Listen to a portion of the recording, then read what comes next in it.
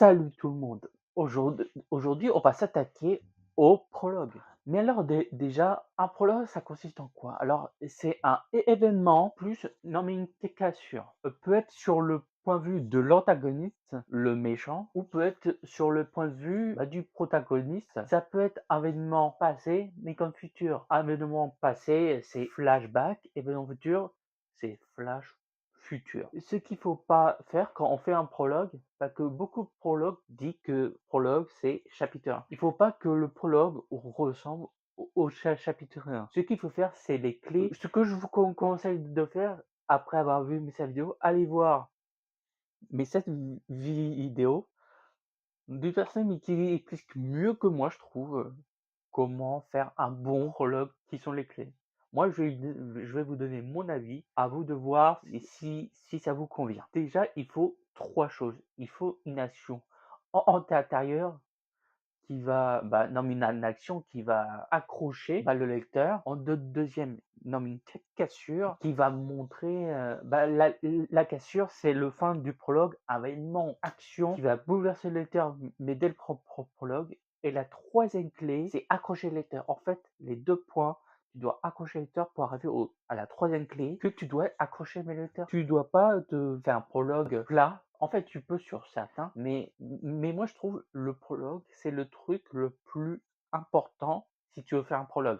Un prologue, je vais mettre entre parenthèses, un prologue, c'est pas obligatoire. Même si on en voit un peu partout, surtout en fantasy, par exemple, dans Les Seigneurs des Anneaux, le tome 1, il a un j'appelle ça une explication de l'univers. Par exemple, on nous présente les hobbits, la pipe qui fume, et c'est vraiment intéressant parce que Tolkien a vraiment pris une décision que le prologue dure plus longtemps. Vraiment, moi je trouve que c'est un bien pour un mal. Il a même fait des cas, je pense qu'il a fait lui-même, et c'est vraiment très intéressant parce que les prologues, c'est vraiment quelque chose qui peut t'aider à comprendre l'univers mais en général, mais comme toujours qui est pas mais obligatoire. Un prologue, c'est important si tu veux raconter ton univers, mais qui est pas obligatoire. Tu peux très bien expliquer pourquoi c'est la merde, mais dans ton univers, mais bien plus tard. Ou même tu peux faire un autre roman où ça explique vraiment tout l'univers en plusieurs tomes. C'est pas obligé que tu fasses un prologue. Si tu as l'idée vraiment plus tard de faire un roman où tu expliques tout dans les moindres détails, vraiment, tu peux créer l'année. Mais ce que j'ai fait, moi, que je vous ai montré dans la vidéo précédente, j'ai créé des mois, des jours, mais des semaines, qui peut être un gros risque, mais c'est apprécié par les lecteurs, je trouve. Par exemple, moi, quand je vois, par exemple, dans Les Seigneurs des Anneaux, le langage F créé par Tolkien, moi, je trouve ça génial. En fait, c'est bien de prendre des risques, par exemple, créer des jours, des mois et des semaines, même des villes, ça peut donner envie au lecteur de s'intéresser un peu plus à l'univers. Je parle en tant que lecteur et je parle en tant qu'écrivain en même temps. Parce que je suis en train de finir le chapitre 1, mais que je dois relire pour pas voir s'il y a des fautes. Parce que beaucoup disent c'est mieux de relire tout quand tu as tout fini. Oui, mais je sais pas combien il va y avoir de pages. Alors je préfère à chaque fin de page relire si je vois il y a des fautes, il y a des mots, mais il y a des mots que je dis trop souvent. Par exemple, dans le prologue, je dis trop univers. Alors ça, je sais, mais que je dois recorriger. Mais si je peux vous aider un peu plus, je vais donner ce conseil. Je crois que je l'ai déjà dit dans la dernière vidéo. Ne copiez pas le style d'écriture de quelqu'un d'autre. Comme je l'ai dit, ça va se remarquer. Moi, j'ai 3 règles, mais je respecte non, mais dans le roman. Déjà, faire un bon prologue accrocheur, faire mon propre style d'écriture et que mes personnages ont une âme. Quand je dis âme, c'est que quand on va les voir interagir, c'est pas juste pour servir l'histoire. Ils ont une vraie âme, ils ont leurs défauts, leurs qualités, leur caractère, que je suis en train vraiment de concrétiser tout. Et c'est vraiment très intéressant de se consacrer sur le prologue.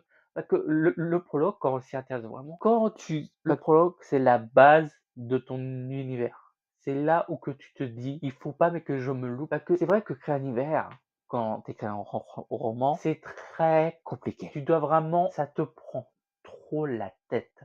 À un point où toi-même, tu en peux plus. Parce que créer un univers est très compliqué. beaucoup plus que les chapitres mais les personnages. Un prologue, tu dois pas tout louper.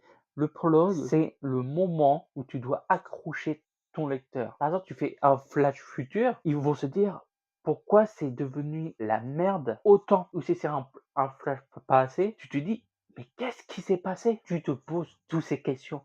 Et ces questions des lecteurs sont essentielles. Soit si tu écris un one shot, tu peux la réponse, mais à la fin, ou si tu es comme moi, si tu écris une saga, tu n'es pas obligé de répondre tout de suite à la question.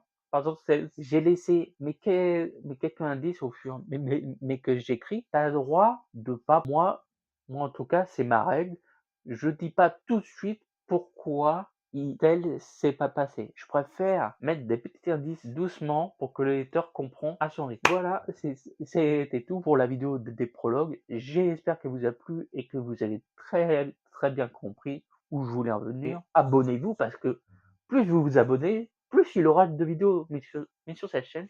Je vais essayer d'en faire plus parce que là, mais j'en suis une par semaine qui est déjà pas mal. Et si je peux en faire plus, j'y manquerai pas. C'était Julien Sopin, écrivain. À la prochaine vidéo.